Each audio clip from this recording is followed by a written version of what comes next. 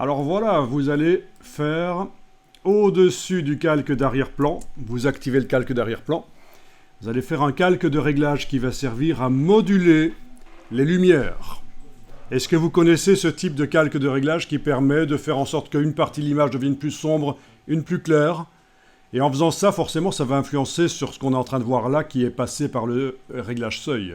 Donc, en modifiant les intensités lumineuses du calque d'arrière-plan, on va influencer le résultat vu à travers le réglage seuil.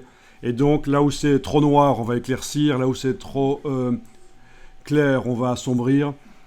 Il faut d'abord trouver pour le seuil une valeur moyenne qui convient à peu près pour tout. Donc, j'ai réactivé le calque de réglage seuil là.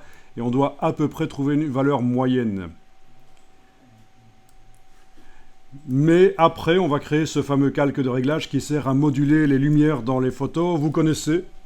C'est une astuce qui existe depuis une dizaine d'années dans Photoshop, qui n'est pas une fonction qu'on enclenche. C'est un bidouillage, en fait. Si je vous montre ceci, allez, on y va. Vous avez le calque d'arrière-plan enclenché parce que je vais créer un calque qui va aller juste au-dessus. Donc, j'active le calque qui sera en dessous. Je vais dans le menu de la palette des calques, demander « Nouveau calque ». Et dans « Nouveau calque », oui, j'aurais pu cliquer sur le signe plus en enfonçant la touche Alt. Ça m'aurait montré aussi cette boîte, et c'est cette boîte qui m'intéresse, les options de calque. Là-dedans, vous allez créer un calque en mode incrustation. Mode incrustation, et vous allez demander qu'il soit d'office rempli de gris neutre à 50%. Et vous faites OK. Et vous avez votre calque rempli de gris neutre. Il est en mode incrustation et il ne change absolument rien à l'image en dessous pour l'instant. Est-ce que quelqu'un a déjà vu ce genre de calque? Non?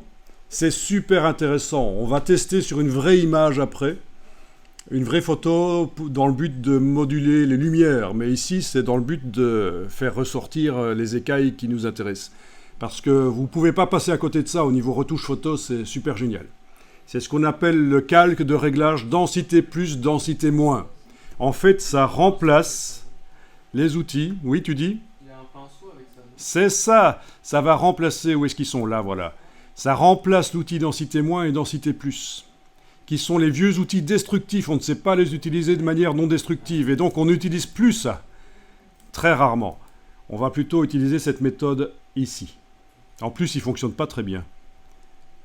Mais bon. On sait mieux faire avec ceci, cette méthode-ci. Alors, on va enregistrer le fichier au format Photoshop.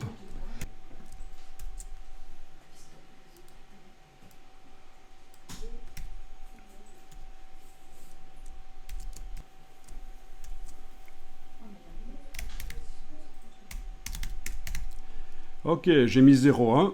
J'ai juste ajouté pour vernis ici. Mais voilà, on sait que c'est pour faire le vernis.